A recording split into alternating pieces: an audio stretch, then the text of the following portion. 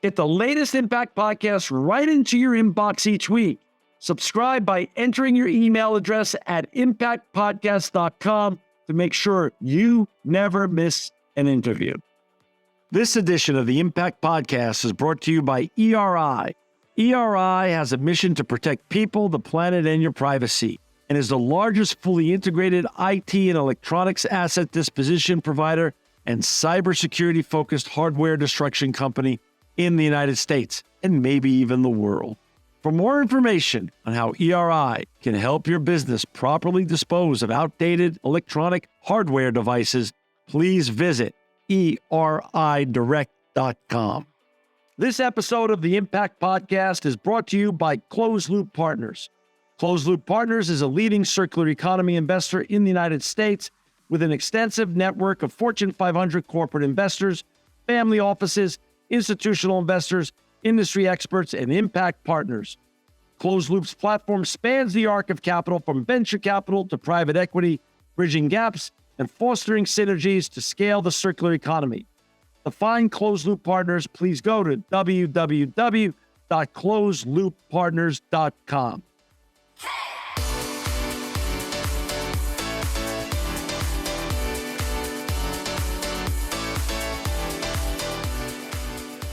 Welcome to another edition of the Impact Podcast. I'm John Shigarian, and I'm so honored to have with us today Ajith Segaram. He's the head of global account management at care.com. Welcome to the Impact Podcast, Ajith.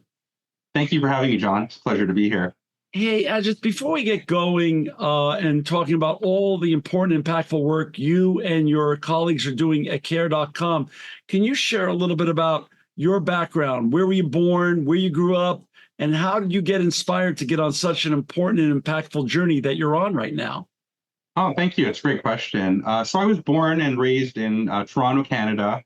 Parents came from East Indian descent and immigrated here a while back. And really, I've been on a care journey probably my whole life. I was raised partially by my grandmother on my maternal side. And as I got a little bit older, she became older, and I actually became the primary caregiver for her at a certain point in time, and was really instrumental in kind of just helping her through her elder years of her life. And as that was happening, and shortly after that, I had children on my own and became your typical sandwich generation. So, someone that needs care on both sides, right? So I have, at the time, aging grandparent and aging parent and young children at the same time. And at the same time, trying to build a career, hold a job, and, just saw the challenges that can bring as, being a working caregiver in the workforce. So as I learned about the mission care.com was on, I had a few colleagues that I'd worked with in the past that were working here, and really just started following what they were doing and became inspired about the mission they have and how they really help people to address the care needs, which are so important in everyone's lives, but also really equip them to excel their careers, particularly women, right? And I think we saw in the pandemic, a lot of women leaving the workforce just because of access to care and other options weren't yet available. And it really has put our society back, right? So for me, I'm proud to be part of this journey. I really believe in what we're doing as a company and really helping employers provide that care benefit to their employees to keep them productive, keep them focused, and really keep them happy. That's wonderful. Talk a little bit about care.com. When did it start, and what was its mission originally when it set out and it launched and it started to scale? Yeah, it's a great question. So care.com, I believe, was founded in 2006 by Sheila Marcello. And she was someone who was also struggling through her own care journey herself, right? I think she was looking for care for her young children. She was taking care of an aging parent, and kind of as she was navigating the care landscape, really identified this gap in the ability for people to access care. And she had kind of created the concept of care.com as being a place where people could come for care. So originally started as a consumer website just for people like you or I to be able to, create an account and basically find caregivers to help them. And give a place just to kind of, find more information, screen them, book them, and really kind of work with them going forward. So originally it was B2C. Originally was B2C, correct. So then what happened? What was the evolution? Yeah, it's a great question. So we had a very large tech company approach us or approach our founders at the time and had basically indicated they had a large percentage of their employee population that were purchasing consumer memberships from care.com. And they wanted to see if there was a way that they could help subsidize that for their employees. I think they were very insightful in understanding that by providing care for your employees, you can keep them more productive, you can retain them, and just create a better environment to work in. So they approached us and said, hey, can we find a way to subsidize this? And of course, we said we can definitely look into that and figure it out with you. And hence, Care for Business, as it's known today, was born. And the idea was that we set up a separate division targeting working with employers to help provide these family care benefits to their employees and their working caregivers in their workforce. Got it. And now the original founders sold the business and it's now owned by IAC or something like that? Yeah, I believe the company went public, was on the NASDAQ, and it was acquired from IAC and by IAC in, I believe, February 2020, And right when before did the pandemic. and Ajith, when did you join? I joined in October of 2020, so right in the midst of the craziness of the pandemic. And Right. at the time, actually, the pandemic it actually amplified the need for care because I think it took people out of their regular routines. Their regular care options were not available. Daycare centers were closing down during these lockdowns, and really companies started to get more desperate to be able to do things for their employees, right? And I think that we had a lot of companies approach us. We partnered with a lot of companies to set up new programs to provide that care benefit to their employees. Many of them are now working remotely or doing different things outside of their normal day-to-day routines. And really their care needs had to change, right? And what's interesting is if you look now, as people are returning back to work, the same thing is happening, right? So people have made arrangements for care when they were working from home remotely. As companies are asking people to return to the office, their need and their care options have changed, right? So now they're looking to, okay, I may be in the office 3 days a week and home 2 days a week. So I need to have kind of some flexible care options that can help take care of my loved ones while I can stay focused at work. That's so interesting. And so, I never heard that terminology before, but it makes so much sense. The sandwich generation, both up and down, having challenges of, parents, grandparent care, and also children care. I mean, it really makes sense what you're saying. And you are the head of global account management for Care.com's enterprise segment, right? Care for business. That's correct. That is But is there correct. still a Care.com consumer version as well? There is, yeah. So we're continuing to provide care to consumers, continuing to evolve our platform. And basically, we have a digital marketplace that allows consumers and users to find the care that they need, right? And this can vary from childcare, adult care, pet care, even housekeeping, right? And things we consider Really? self-care, right? So it's really become the world's largest platform for care. And we're continuing to evolve, enhance it, and bring new features and continue to grow our network of caregivers. So let's talk about Care for Business, since that's what you oversee. And so if you and I are in an elevator together, and we're in a big city, and we're going to the 60th floor, but we're on the ground floor now. And I say, "What do you do, Ajith?" And you tell me what you do. You give me your title, and I say, "Okay. So what does Care for Business do for employers? What do you guys do for employers? What's your compelling pitch?" Great question. So ultimately, we partner with our clients to provide them a full suite of care solutions, right? This can include access to our platform, backup care for when their regular care arrangements are not available, tutoring resources, and care specialists, which is basically a white glove concierge service that can provide one-to-one guidance through life's major events. As well, we offer discounts on everyday products and services through our LifeMart platform. So we provide what we call a holistic benefit offering when it comes to family care. So anything, finding and accessing full-time care to backup care to some of those auxiliary needs that people have as well. And I don't think I'm talking out of school, and if I am, just please tell me. But when we talk about enterprise clients and people that you manage for Care for Business side, we're talking about Best Buy, Starbucks, Facebook, Google, some of the biggest brands on the planet. That is correct. Yeah, we service a lot of Fortune 500 and Fortune 100 clients. And more, I think companies are realizing that family care benefits are becoming table stakes.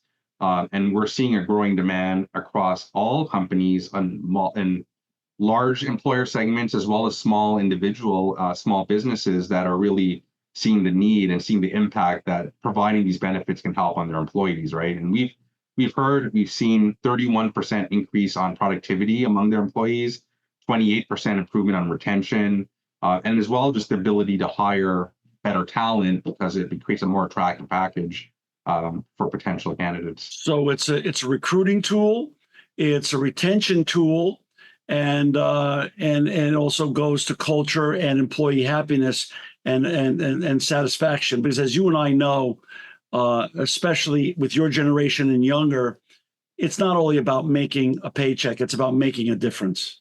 Absolutely. Put simply, offering family care benefits to employees is smart business, right? Workers stay satisfied, they're more productive, and most importantly, they come to work for you and they stay working for you. It's a great point. Ajith, what is, without giving away which of the brands, but these are big brands you're dealing with. These are big enterprises. What percentage of employees take advantage of the package that you offer? Is it 5% at each company? Is it 10%? Is it more? Is it less? How much use are you getting when these brands offer these amazing and wonderful and relevant services that Care.com has? It's a great question. So I think it kind of varies from product to product. I would say when we look at our surveys that we've done, 81% of employers have really said that companies have had a positive impact across their entire workforce. When you look at things like enrollment and benefits, we see ranges anywhere from 10 to 20 to 30%, but it really varies on industry. So you see maybe some industries like manufacturing that may be more male dominated might have a slightly lower take rate than other. Healthcare is a big one where we see, especially with like longer shifts and more kind of last minute changes, much more higher enrollment, but ultimately it varies. But the one thing I can say is like, it's kind of like insurance in the sense that it's also a benefit that's there for you when you have the need, and maybe you don't have a need right now, but it's also comforting to know that should you have a need, particularly as it relates to senior care, because sometimes, things can change very quickly in terms of situations. And again, you might be at a point in your life where maybe your children have aged out and you don't need that level of care, but maybe some of your aged loved ones are at the point where maybe they may not need care today, but in the near future they would. So again, this is something that kind of grows as your use case grows. And then as you look at our other products, such as like our care specialists and the one-to-one, concierge service we provide, we cover a large variety of different life events, right? Anything from you're getting married to moving to whatever, and we can help employees, along that journey. So by doing that and offering those services, we're really helping employers provide more benefit equity and reaching people that may not have taken advantage of traditional family care benefits. Got it. Is this the companies that we talk about, the enterprises, these iconic brands, Facebook, Google, Starbucks, Best Buy, that are using your great products? They're big brands. Is your care for business and enterprise segment also for smaller companies, companies that do 10 million in sales or 50 million in sales or 100 million in sales? Where is your sweet spot of business besides the large enterprises? Is it also set up for smaller businesses as well? Yeah, absolutely. We have clients as small as 10 employees that still see that value in our benefit, right? And I think at the end of the day, regardless of how big the company is, individuals predominantly all have care needs, right? Everyone has some loved one that they're going to need to take care of probably at some point in their life. And one of the things about smaller businesses is when somebody's out and there's only a 10-person organization, it has a much bigger impact on the day-to-day operation of the business. So we actually are seeing a much bigger demand in that segment over the last few years, I think. And I think especially after COVID, we've seen a significant uptake in that small business segment. But we have clients of every size across almost every single industry. And again, and that's really compelling for me to see, because it means that, we're able to help people of all different types and sizes, right? And really cast a wide net. And sometimes we tailor our offering for different industries and different sizes. But at the end of the day, we have something that we believe can help everyone. How do you get the word out? Like, what kind of marketing do you do? Is it word of mouth? Does, because as you and I know, it's a small world out there. So does Best Buy tell Target and Target tell Walmart, and that's how you get the next big retailer? Or are you out there actively marketing and things of that such? How does your sales cycle typically work? Yeah, so it's a variety of different things. We try to market when we can. We try to partner with our clients to do case studies, testimonials to help them tell their story about how we've been able to help them. We have clients that have done their own press releases and marketed, and some of them like to do that because it showcases them being an innovative and progressive employer and Right. also being a great place to work. So it's a combination of different marketing events. We also attend a lot of trade shows, specific to the benefit industry. We also work very closely with the government and both federal and state level to really advocate to change policies.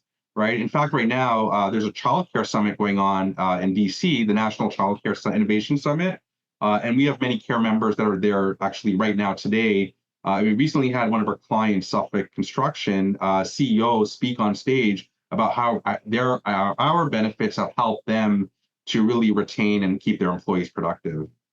Got it. For our listeners and viewers who've just joined us, we've got Ajith Segaram with us today. He's the head of global account management for Care.com's enterprise segment and Care for Business.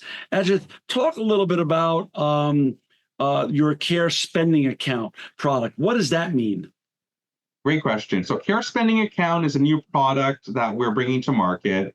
What it does is it allows employers to have more flexibility with how they help their employees access care and afford care. So with our traditional offerings like backup care, it's really meant to help replace or when your regular care is not available and find last minute care options. Have our care membership platform, which allows you to access and find full-time care options, but it doesn't help you to afford it. And when we surveyed our clients, we found that this was a big gap. And what our clients wanted to be able to help their employees is to address the full-time care aspect. So the Care Spending Account is essentially a fund where employers can help fund and provide a subsidy to their employees that provides them a little bit more flexibility on how they're spending it. So, for example, employers can decide, do they want to limit it to just childcare? Do they want it to keep it to senior care? Do they want to kind of really wide open to allow any different types of things? So ultimately, I think it's a great tool for them to help many people, and it gives them more flexibility on how they're helping them and how they can use the money. What's the soft and the hard ROIs on great programs like that? Great question. So like, as I mentioned earlier, right, 82% of our employers have said they've had a positive impact on productivity. 81% have said it's had a positive impact on retention and recruitment, and about 76 for senior care benefits as well. So those are pretty compelling numbers. And when you think about, turnover, the average time people stay in their job today, like I think retention and attraction of talent are very key strategies for companies.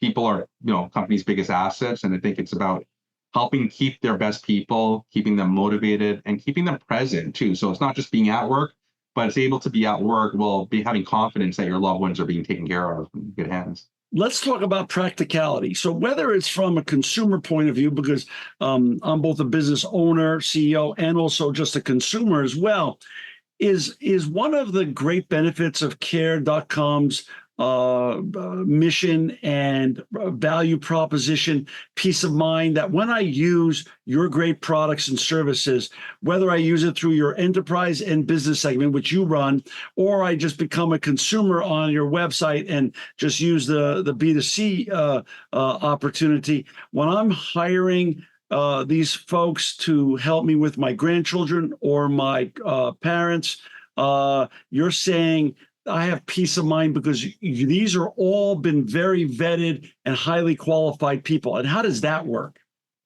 Yeah, so we have, I'd say pretty strict screening processes. We take safety very seriously. So we've invested a lot in, being able to screen and what we call care check our caregivers. We also give users the ability to do more enhanced type of background checks. So should they want to, they can pay an additional fee and do a more robust check. So again, for those people that just want to have a little bit more confidence in what they're doing, they can access those reports themselves before they make a decision to hire a caregiver. And is your network, is it fair to say that your care.com network of caregivers and service providers the largest one in North America? Yes, absolutely. This is a fascinating business model and one that I assume that if when you look at statistics of the sandwich generation, as you call it, which is a great name, that's a very fast growing segment of the population. It is, but you know what's actually even more interesting? What we've learned in one of our recent future benefits report is caregiving is now actually affecting almost every single generation in the workforce now. And if you think about it, we have like 4 or 5 different generations in the workforce.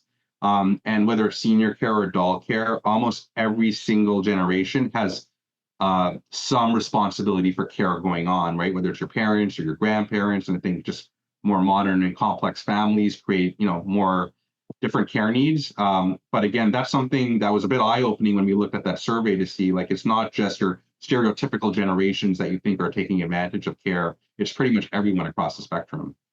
So I call and I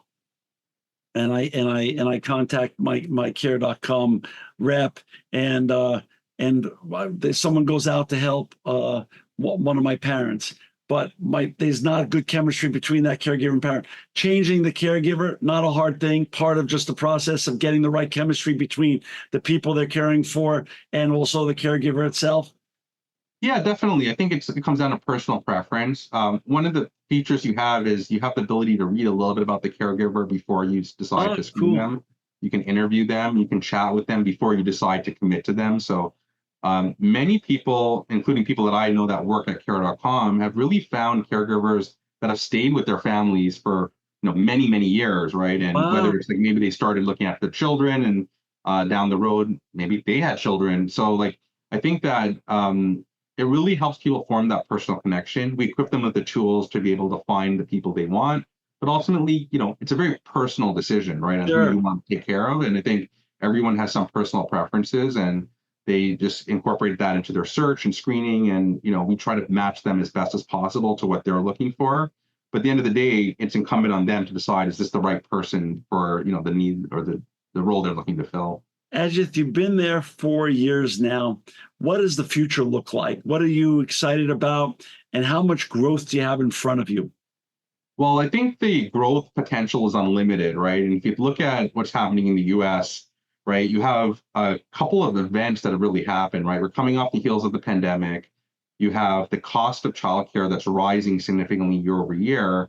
And then we have what we call the childcare cliff, which is basically the expiration of the funds that the government put in place temporarily during COVID that have now expired. So now you're having a lot of daycares being closed, which means that there's less availability, there's less supply, and there's more demand, and it's harder. So for me, this problem is only going to get worse in terms of people being able to need, find, and access care.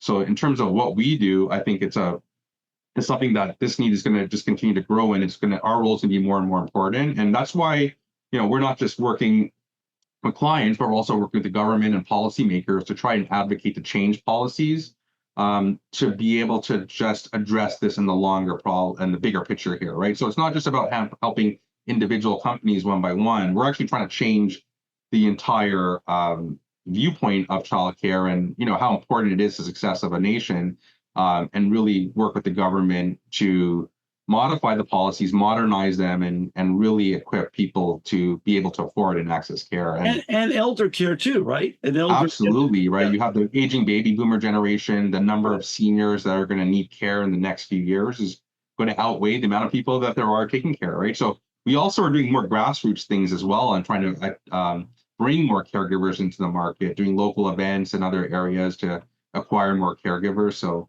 it's really trying to build a supply to keep up with the demand.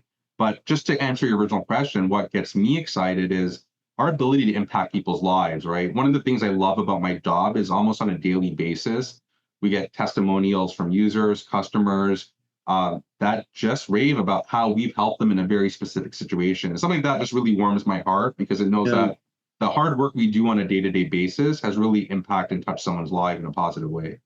That's so great. Is this, without giving away any secret sauce or any plans that your competitors could look at?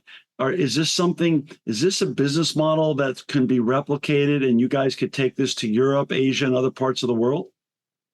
I think so. I mean, I think that each country needs to be looked at a little bit uniquely because the environment and the subsidies the governments provide vary from country to country. So the U.S. right now obviously is a very dominant market just because of the lack of funding and the lack of availability. But we do operate in different countries. We're not as present heavily as we are in the U.S., but I think that's something we're always evaluating, and we're also constantly looking at what's happening in those markets. And we also have a lot of global clients that want us to be able to support their employees in those other markets. So we do have services in those other countries. We're looking at, where we can expand, how we can grow our caregiver pool. At the same time, keeping in mind the local nuances in a country. Some countries provide a lot of benefit support for children, for parents, things like that. So again, it's just kind of fitting in, trying to understand where the gap is and try to see where we could add value. What are you most excited about for the rest of 24 and early 25 in terms of Care for Business? I'm very excited about the Care Spending account. That's going to be going officially live in Q3. So again, being able to help employers help their employees in a more flexible way. I think that's going to be really impactful. And just in general, the continued innovation of products, right? And just looking at what's there in the market, where there are gaps, and how we can continuously innovate and get creative to solve these problems. How many employees now does Care.com have, approximately? That's a great question. I don't know, Mackenzie, if you know the exact answer, but roughly. I would say without caregivers, we're probably around the 900 to 1,000 mark. And your headquarters are in Austin, Texas, right? Our headquarters are currently in Austin, Texas. But it's a diversified, geographically diversified workforce in that you work out of Canada, other people work out of different parts of the country, so not everyone's in Austin. That's correct. Yeah, we have a few different hubs that we have the majority of our employers. We also have, decentralized teams that are across the country for coverage, and then of course our caregivers are in every single market, where we need to have care delivered. And you're in all 50 states and all across the United States. We are definitely across all of the United States. Again, from a caregiver coverage perspective, one of the things we continuously look at is supply and demand data. So we constantly evaluate where we're getting needs and requests and looking at our supply and trying to, continuously invest in improving our supply to keep up with the demand. At the same time, just looking at, areas we call caregiver deserts where there's some areas where there is no available caregivers or daycares within a 15-mile radius, right? So we're looking at those areas as well and trying to see like what we can do in those areas when there's big populations of people looking for care to really help improve and just deliver care, further and wider and across the country. Ajith, this has been fascinating. It's such a great business model, and it's so important that we take care of our young ones and our older ones. As you say, the sandwich generation definitely needs some assistance to make their lives better and their loved ones' lives better. I just appreciate the time of you taking to explain this all to us. For our listeners and viewers to find Ajith and his colleagues at Care.com and Care.com for Business, please go to Care.com. You can /business. Ajith, thank you so much for not only your time today, but I'm also grateful for what you and your colleagues have created and what you're scaling, and actually for making the world a better place. Well, thank you for having me, John. That's been a pleasure, and look forward to connecting again sometime soon. This edition of the Impact Podcast is brought to you by Engage. Engage is a digital booking platform revolutionizing the talent booking industry. With thousands of athletes, celebrities, entrepreneurs, and business leaders, Engage is the go-to spot for booking talent, for speeches, custom experiences, live streams, and much more. For more information on Engage or to book talent today, visit letsengage.com. This edition of the Impact Podcast is brought to you by ERI. ERI has a mission to protect people, the planet, and your privacy, and is the largest fully integrated IT and electronics asset disposition provider and cybersecurity-focused hardware destruction company in the United States. and maybe even the world. For more information on how ERI can help your business properly dispose of outdated electronic hardware devices, please visit eridirect.com.